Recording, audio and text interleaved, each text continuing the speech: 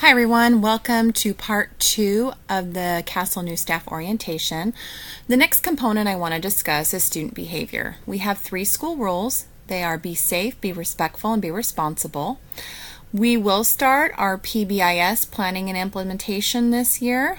Our first focus will be identifying school-wide expectations for lines and walking through the building along with cafeteria behavior. We'll have a committee who will identify those expectations for students and for teachers. They will identify how we will teach this to students, how we'll incentivize the desired behaviors, and then how we'll measure to know we're successful. Ideally, we will focus on this month 1 and then pick another focus, another target area for month 2. All of this will be reviewed at our back to school staff meeting, and the committee will present the plan that they've developed. Also, just want to reiterate the importance of a clear classroom management plan. We have students that can have challenging behaviors if they're not in an environment that's structured. So please make sure that you post our school rules and that you're consistent with reinforcing those school rules. Please think about your classroom consequences. Look at it through a lens of a restorative approach. It's important that we not just punish a child, but that we help them learn the behaviors we want to see and that they have a chance to practice it. So be thinking about that, and our counselor can help you with some suggestions. Think about incentives, how you're going to reward your class or recognize and celebrate achievement and positive behavior. And then, very important, planning your routines and procedures. How do students come in the room? How do they transition? How should their desks be organized? And how will you teach that and practice that the first few weeks of school? I also wanted to talk about opportunities for involvement. There's a lot of things going on at Castle, and we'd love to have our teachers be involved in those. One option is extended day. We'll have signups for teachers interested in offering an elective class. So if you have an area of passion, be thinking about what you might like to teach. And again, that's 2 days a week, and you are compensated for that. We have 90-day planning committees that will meet monthly, and they will monitor the progress of our 90-day plan and develop revised 90-day plans as needed. And those are all geared towards our 3 big rocks. We have family events that we always need volunteers for. So that would be our STEAM family nights, our movie nights, any literacy nights that we may bring on, etc. We'll need a few volunteers for our student success team meetings. Those are monthly, and again, that's when a group of teachers comes together and strategizes to help students who are struggling academically or behaviorally. We need volunteers for our extended year program, somebody that would like to work a couple weeks into the summer and provide some sort of enrichment, and we'll give more information on that as we move into the school year. We also need volunteers for our academic events. We have Oral Language Festival, Battle of the Books, and several others. And then we always need coaches for volleyball, track, basketball, and football. Those are typically after school. There's practices and games. We'll give you guys an interest survey out at the beginning of the year and look at who may want to help in what area, and then we'll go from there. And again, don't feel like you have to sign up for anything, but we do want you to know the opportunities and, hope you'll find a way to be involved. So then I just wanted to review some tips to set the stage for success as you're coming into Castle. Our expectations for lesson plans is that they're in a visible place in your room. They can be digital or written. I don't have a preference. I do want to make sure that they include a standard, an objective, your assessment, your materials, your lesson progression, your I do, your we do, and your you do, and then what the exit ticket is. Make sure that before you come into the school year, you have looked at the ELA and math standards for your grade level. Grades 3 through 6 should look at the sample CASP questions. I have the link here for you. You will have to look at the slides version to review those questions. If you click on the link, though, you can go to the student interface and log in as a guest, and it's just really helpful to see the rigor of the expectations, because you look at the standards and then you look at the actual questions, and sometimes the questions are different than what you would think of when you're interpreting the standard. So it's really important for you to look at both standard and assessment exemplar. And then check out your ELA and math curriculum as you've come in. I've tried to make sure that I've given those things to you. Just review the layout so you're familiar with what's in Unit 1 and 2 and you can see the structure. That will really help you get started. And then make sure that you're setting up teaching blocks, your math block, your reading block, etc. with your grade level for consistency. So like all of 3rd grade should have the same math and same reading blocks. Just so you're aware, kind of back to that lesson plan expectation, as the coaches and I walk through the classrooms, we'll be looking at your lesson plans in relation to your teaching and leaving feedback on your lesson plans and the teaching that we're seeing. So that's why we need it visible and where we can mark on it and see where you are in relation to the plan.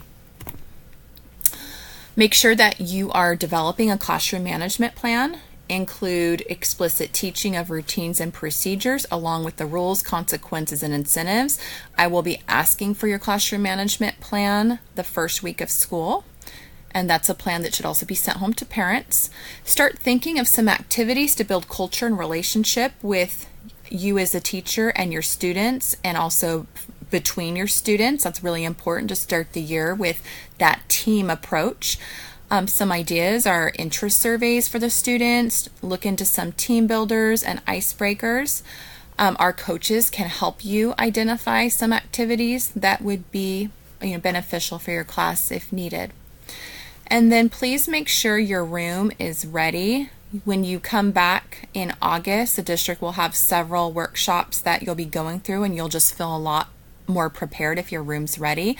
The custodians are in the process of cleaning the rooms, and I will text you when you're able to start working in your room and papering the walls.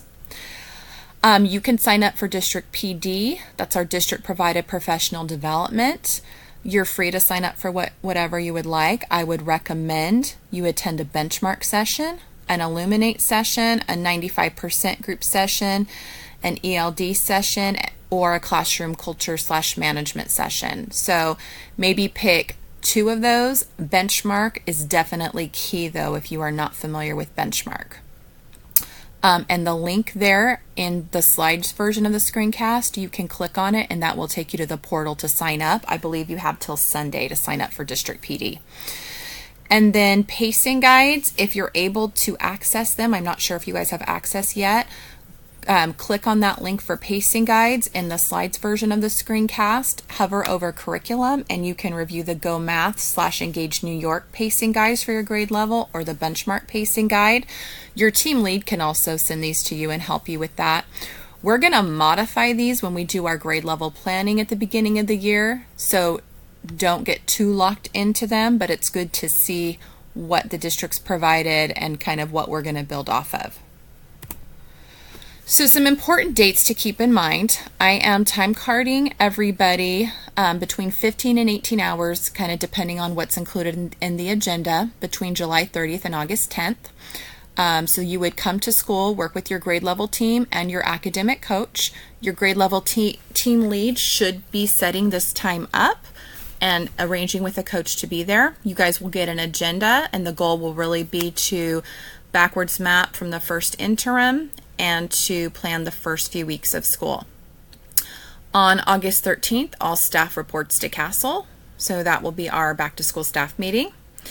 You'll be getting a letter from me in the mail in the next few weeks about that. Extended day applications open August 13th and are due August 16th. It'll be a very basic application.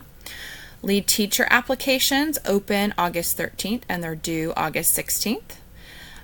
School is open throughout the summer. Our custodians are here Monday through Friday, 6 a.m. to 7 p.m. And then it's closed on July 4th. So just keep that in mind. I think everybody has their keys and you're able to come in and work in your room. Please make sure that you lock your door as you leave and make sure that any doors at Castle are shut and locked as you leave.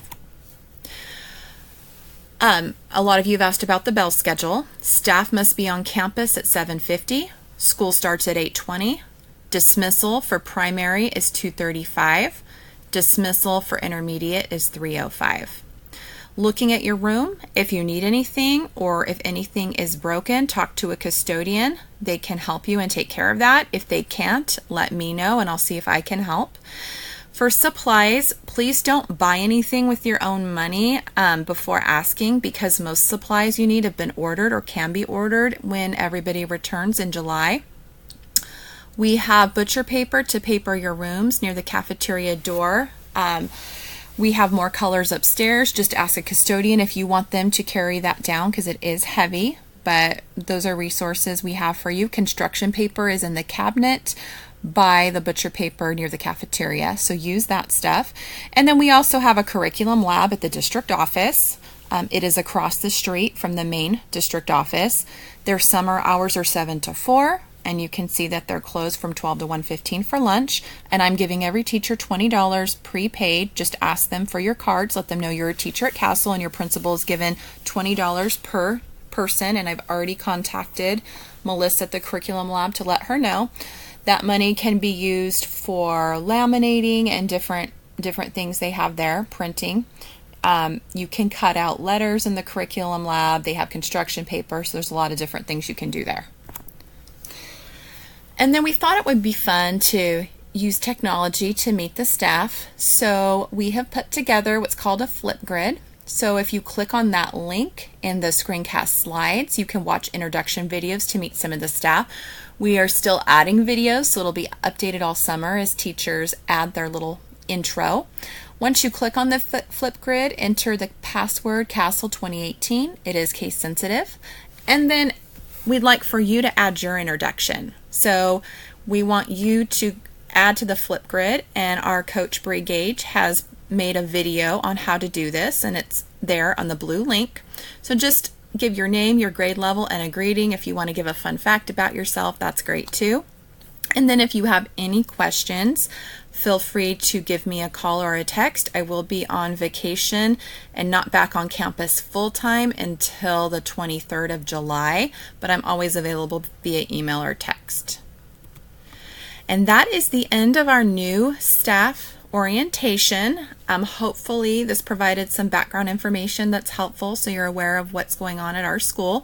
We're excited to have new teachers on campus and to get to meet everybody, and we look forward to seeing you guys in August. Have a great summer.